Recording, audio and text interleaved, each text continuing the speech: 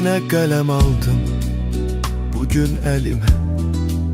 Ey Tanrım nəğmə koy bugün dilime. Koy sənə oxuyum, sənə səslənim.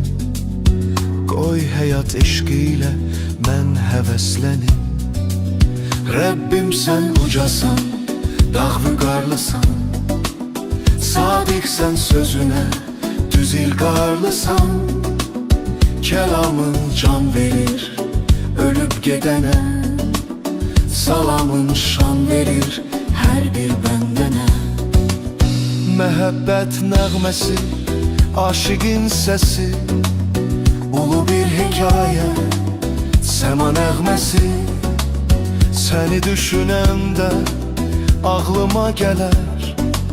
Mənə məhəbbətin üzümə gülər. Rəbbim sən çarmıxın, fəxarətindir.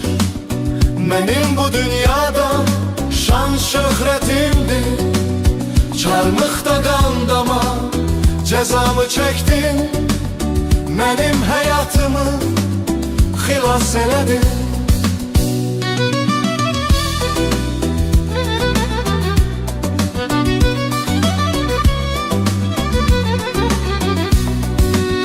İnsanlar inanın hayat gözeldir.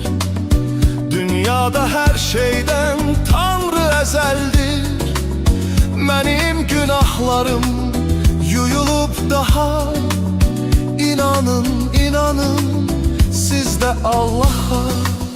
İmanım yaşadır, güc verir mənə. Çarmıxın acısı baldadır mənə. Bir ana gözyaşı axıttı o gün. Min ana sevinir göylerde bugün. Rəbbim sən çarmıxın, fəxarətindir. Mənim bu dünyada şan şöhrətimdir. Çarmıqda qandama cəzamı çəkdin. Mənim həyatımı xilas elədin.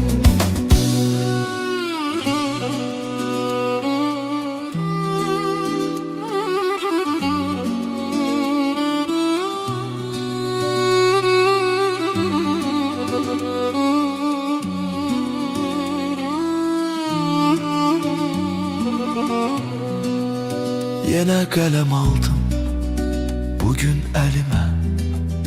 Ey Tanrım nəğmə koy bugün dilime. Koy sənə oxuyum, sənə səslənim. Koy həyat eşqiyle mən həvəslənim.